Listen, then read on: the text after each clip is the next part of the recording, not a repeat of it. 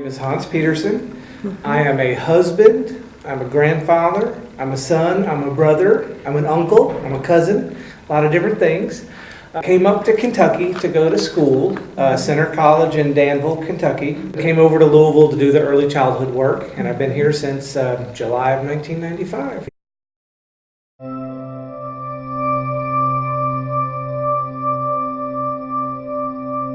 I've kind of constructed a definition that involves being fully engaged with the moment that you're in, not distracted, not on autopilot. So that means you're making conscious choice with deliberate intent towards a goal. You know what you're doing and why you're doing it, and you're paying attention to everything that's around you. So that's kind of the operating definition I use for that.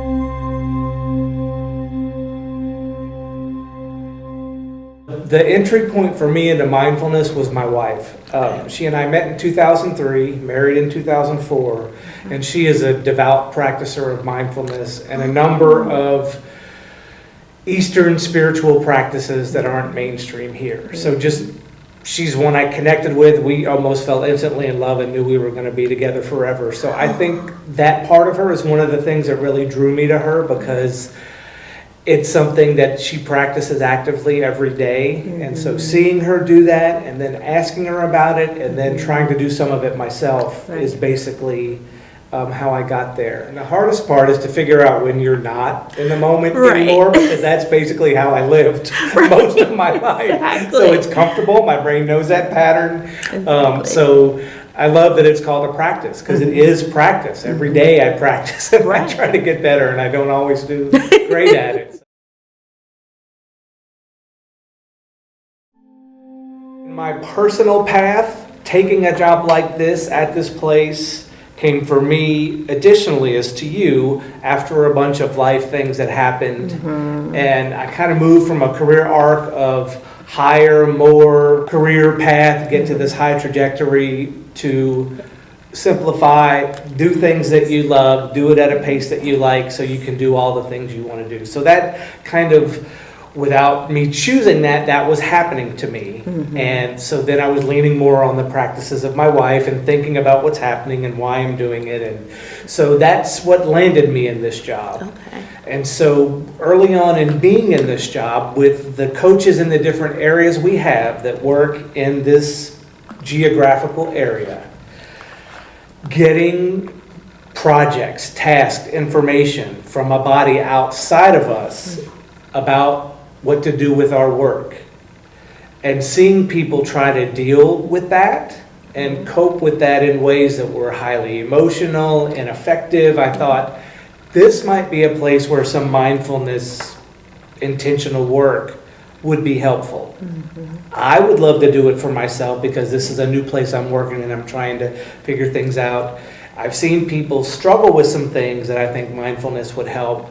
And there were a number of people here through conversation, I realized, were practicing it in their personal lives and leaning that way. So all that together with being in the new place, I said, okay, let me talk to the boss and see if I could use the lunch period and do a kind of study group on this that, you know, wouldn't directly apply to early childhood and work, but would help with our well-being at work, help us be effective at work. Our boss was open to that, so I said, well, let me just ask folks who would be willing to come and do this. And I didn't really have anything in mind other than let's get together and talk about it, see what we want to do, and then just do things each month with it. It was basically monthly, hour-long meetings during the lunch hour. And I tried to lead with a meditation activity, so we would practice something about mindfulness, some aspect of it, based on what other people that I know are doing. I would get people to volunteer to come up with something for us to do in the first 5 minutes. And we would discuss some topic.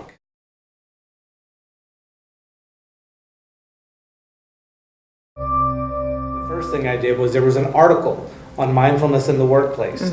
When I told my wife what was going on at work and said I was thinking about doing it, she said, I just read this great article that discusses mindfulness in the workplace. So I got it, made copies of it, kind of made some notes on it for myself, and that was what we discussed at our first mindfulness session.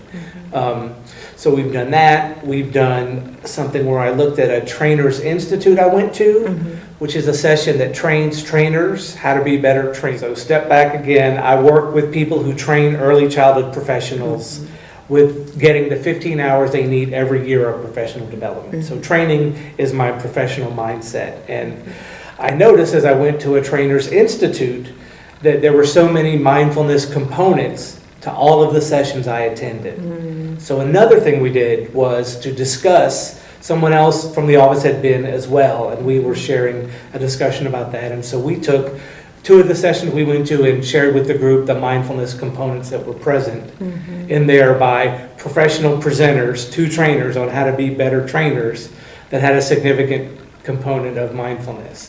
We've done that, and one specific piece that I really loved that I was able to bring was something I found that I have begun to do when I found it, right before bringing it to the group. But it's a 5-step problem solving or problem reactioning with intent.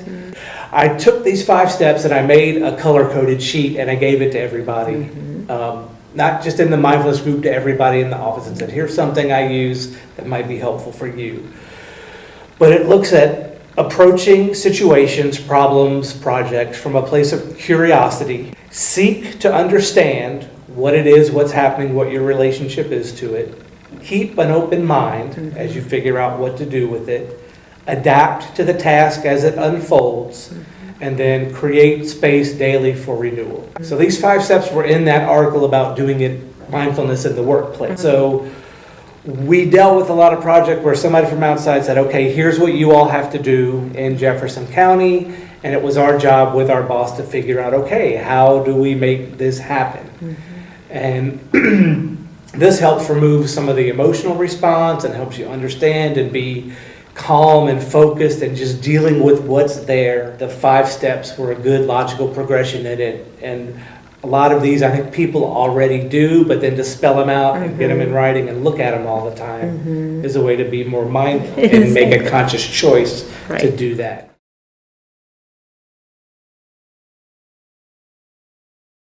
So what have I noticed? First thing right off the bat, it was a wonderful shared experience with new work colleagues of mine. Regardless of what we actually did or was just being together with this group doing this kind of thing. And we had even one person who participated in a partial level. She didn't come to the meditation first 15 minutes component, but she came to the how does it work in the workplace part. So that was great to see that person who wanted to do just part of it come and be part of that part. And that was another moment of intention for me, is to try to be as inclusive and voluntary and open to anybody participating at any level that they wanted to do that. So I was glad to see that person take advantage of it. I've seen the 5-step sheets on a few people's desks. So that has been, they took it and put it on their desk. As far as what's projected out into actual behavior change or change in thinking, I'm less sure of that. I know that I try to be mindful in my approach to projects and help and work with people in that way. Maybe I've heard people or felt people working in a different way with things since I got here. I don't know that I could pin it to they came to the workshop or this is how they hear me talk, so when they're with me they talk that way. You know, I'm not sure about that. But that's part of when this work picks back up again, something I would want to find a way to look at it myself, and maybe even with others, to say, okay, what kind of impact are we having? What are we doing differently as a result of this? To see, to make that aware to us, make that visible to us, changes and differences that are happening.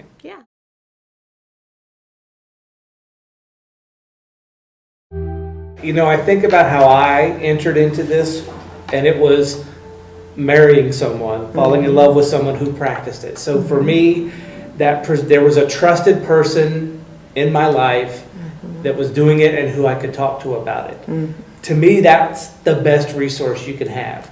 Someone who you trust and is in your life know something about it and that you can talk with them about it in an open and honest way. That would be a fantastic resource. If you don't really know what mindfulness is, you might not be able to pick that out from someone that's in your life. So that may be harder to do. So,